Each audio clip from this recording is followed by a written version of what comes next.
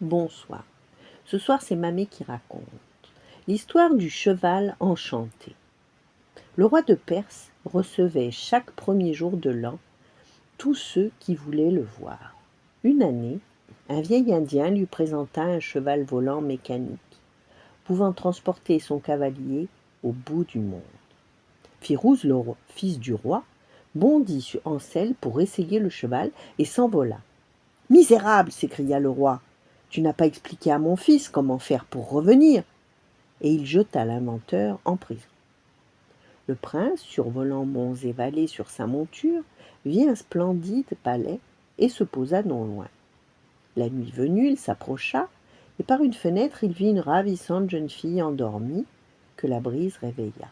« Qui êtes-vous » demanda-t-elle surprise. « Moi je suis Fleur de Lune, la fille du roi du Bengale. Et moi, je suis Firouz, le fils du roi de Perse, répondit-il.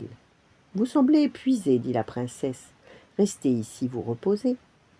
Ils parlèrent longuement et Firouz, tombé amoureux de la princesse, lui déclara au matin « Mon vœu le plus cher est que vous veniez au royaume de mon père pour devenir mon épouse. » Fleur de Lune accepta et les deux jeunes gens montèrent sur le cheval mécanique sans prévenir personne. Le roi de Perse, tout joyeux de voir revenir son fils avec sa belle fiancée, fit préparer un grand banquet de noces. Il libéra l'inventeur qui, pour se venger, attira la princesse sur la terrasse du palais, la poussa sur le cheval mécanique et disparut avec elle dans les airs. Apprenant cela, le prince Firouz, désespéré, s'élança à sa recherche. Cependant, le vieil Indien et la princesse, arrivés dans le royaume du Cachemire, se posèrent dans une forêt. « Restez ici, dit l'inventeur, je vais chercher à manger. » Or, le roi du Cachemire, qui chassait dans cette forêt avec son escorte, entendit pleurer la princesse. Elle le supplia de la délivrer du misérable qu'il avait enlevé. Et quand l'homme revint, les chasseurs le tuèrent.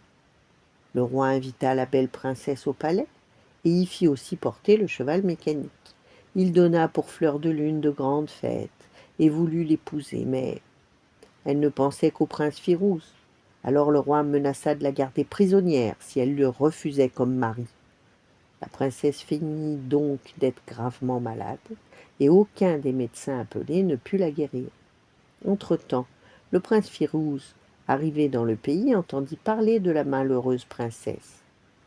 Alors, habillant médecin et muni d'une fausse barbe, il alla voir le roi et lui dit pouvoir guérir la princesse. Laissé seul avec elle, il ôta sa fausse barbe et lui expliqua son plan pour s'enfuir.